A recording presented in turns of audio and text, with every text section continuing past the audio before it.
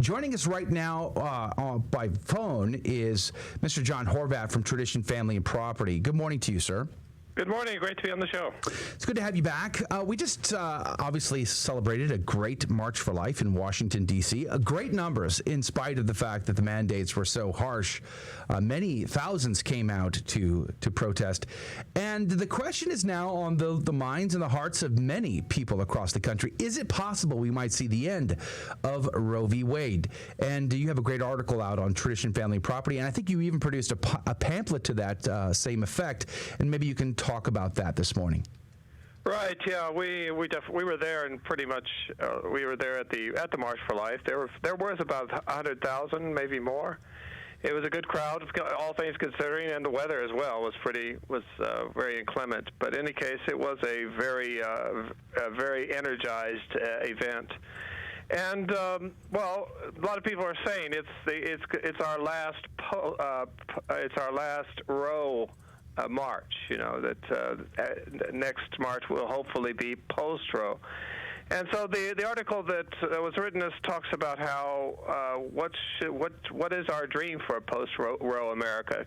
We can't just go back to 1972.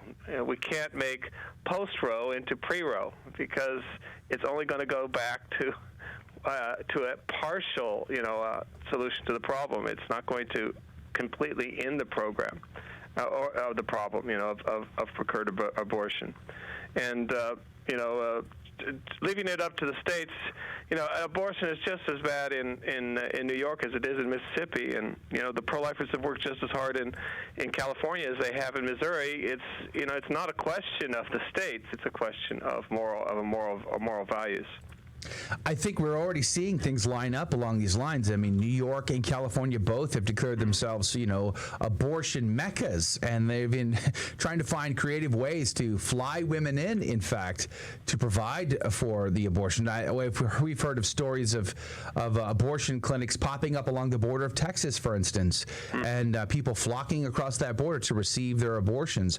Men are getting vasectomies in higher numbers in the state of Texas as a result to the heartbeat bill in this state. So we're seeing lots of things line up along these lines. But I guess the real point I really want you to emphasize is, well, in a post-Roe world where we're just going to say, well, Texas will do what it wants and New York's going to do what it wants, we still haven't solved the problem. We still haven't rid the world of this evil, have we?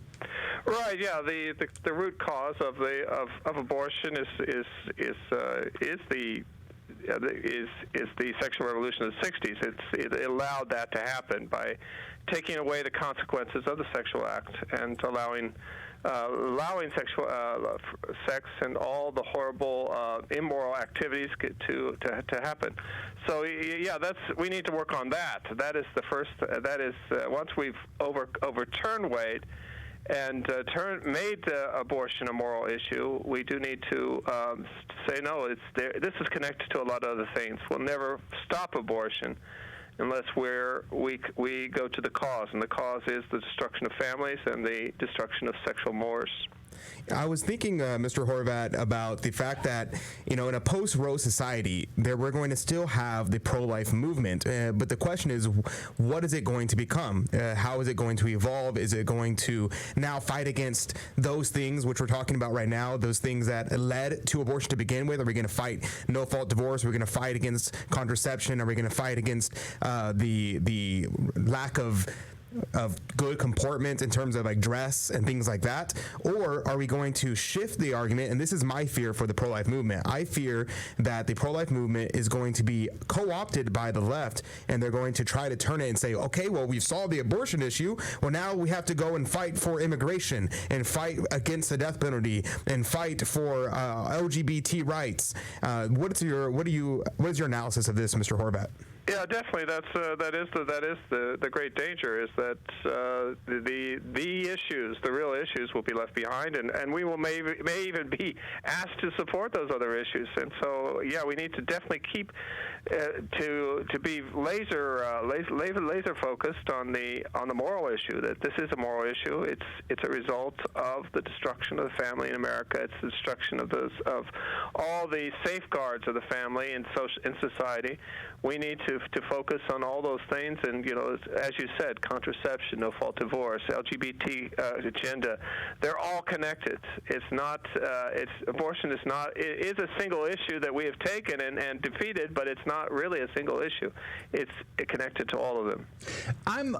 Well, just a second ago, you said defeated, but I wonder, I think we might still be surprised come June that the Supreme Court doesn't defeat Roe v. Wade.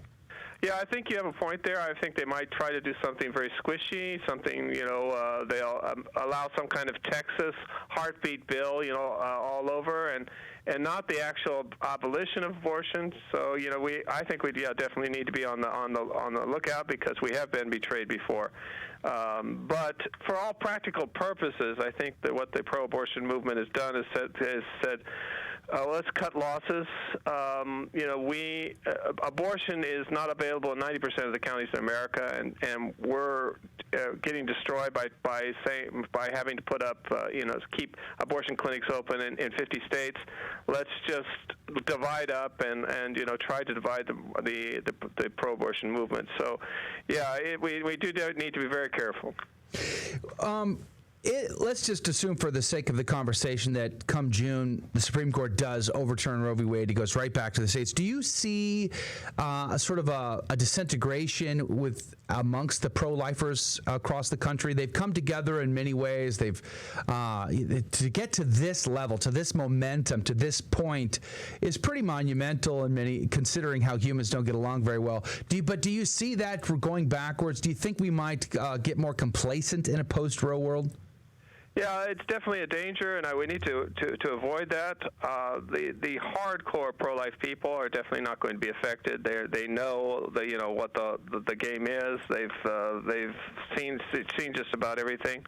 But those who are not, in the fullness of the fight, let's say, they will be tempted to say, well, our state's fine. Let's just let the other states do what they want, and that's definitely a problem. And so the pro-life movement needs to continue to be focused and say it's all or nothing. There's no such thing as a half abortion.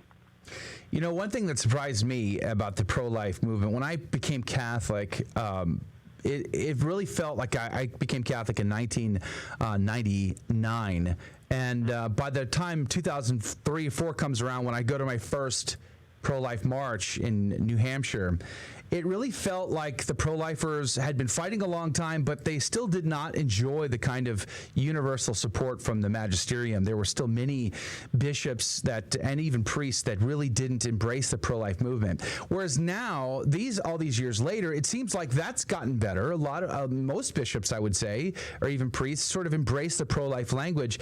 And yet, it's the LGBTQ issues, it's the marriage issues that they tend to now not really support or want to speak out on or embrace the language. How do you see that? Yeah, definitely. I mean, the first marches I attended were in the late 70s. So, and when we went, it was not very Catholic. Most of the people there were Protestants, and there were no bishops and very few priests.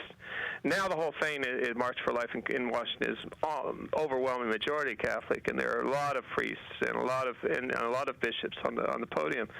So what I think happened is that the clergy followed the grassroots, who were pushing for for ever more stronger positions against abortion, and of course there are a lot of priests and clergy that did do it out of principle, but they definitely knew that they would be supported because the grassroots were so strong. And so I think we need to do the same on these issues, to say that the Catholics in the pews are for marriage and against this LGBT and gender ideology, and we want support from the bishops, and we want you to follow us there.